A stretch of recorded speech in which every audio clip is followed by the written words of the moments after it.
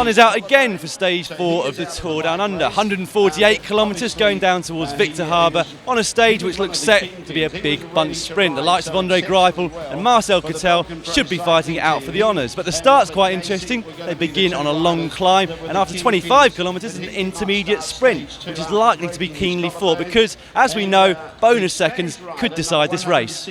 Those of you new to the sport might be wondering just how much of an effect bonus seconds have on the outcome of a race. Well, that very much depends on the race. The Tour de France, for example, over the last few years has abolished bonus seconds altogether, whereas at the Giro d'Italia there are a lot on offer. 20, 12 and 6 seconds for the first 3 across the finish line, 6, 4 and 2 at each of the intermediate sprints. Here at the Tour Down Under, like most of the week-long races, we've got the standard 10, 6 and 4 seconds across the finish line, plus 3, 2 and 1 at each of the intermediate sprints. And they play a critical role because here there are no time trials or huge mountains. If we look at the GC so far, Evans lead Gerrans by 12 seconds. Gerrans having taken 17 seconds of bonuses in total, with Evans having taken 12. If there were no bonuses at all, then the gap would simply be the difference between the two of them on yesterday's stage, which was 15 seconds. And in that scenario, Evans would pretty much have this Tour Down Under sewn up. However, because Gerrans is the quicker of the two, he's got a great chance of still taking enough seconds for the overall title, which is why, when we spoke to Matt White this morning, he said that ORICA will be doing their best to keep things together for this first sprint. Matt, this video is not coming out till after the stage, so what are the exact tactics for ORICA today?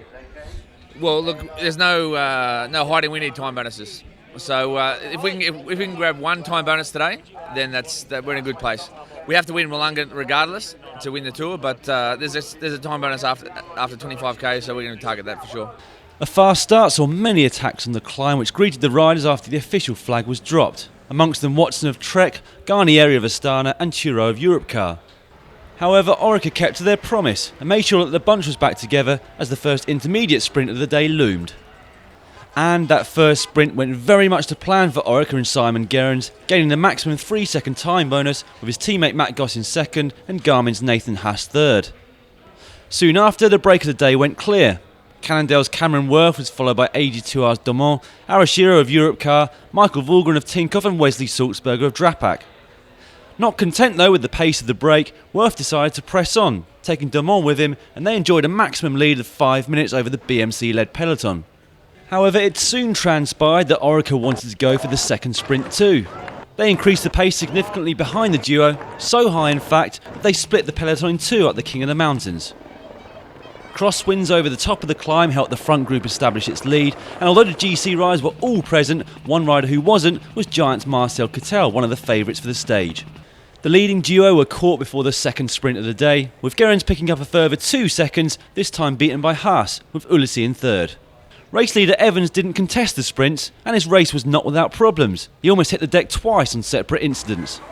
Coming in towards the finish, the Omega Pharma pair of Powers and Bacalance attacked on a small rise and for a while looked like they might have a chance to win.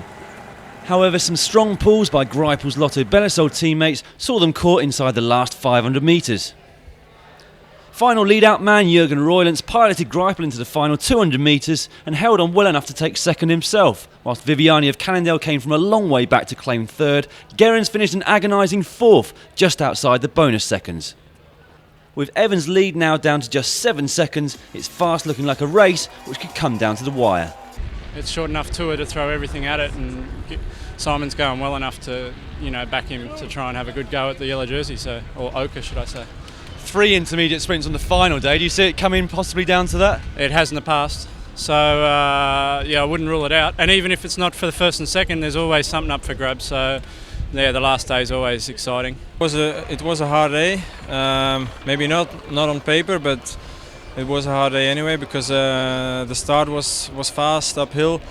Then ORICA controlled, kept everything together for the sprints. Then in the final with the wind, the peloton split again, and yeah, it was like all day very nervous and very fast. What's it that makes you want to be on the podium so much each day? Yeah, it's as you can see, it's very nice up there, so why not? You must be fairly confident given how well you went on Corkscrew Hill yesterday. It's probably more to your favour having a steady gradient tomorrow.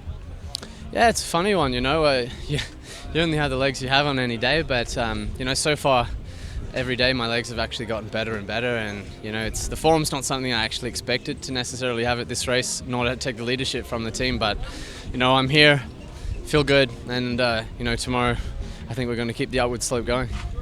Job well done today, Adam. Thank you. How did that go? Right, cheers.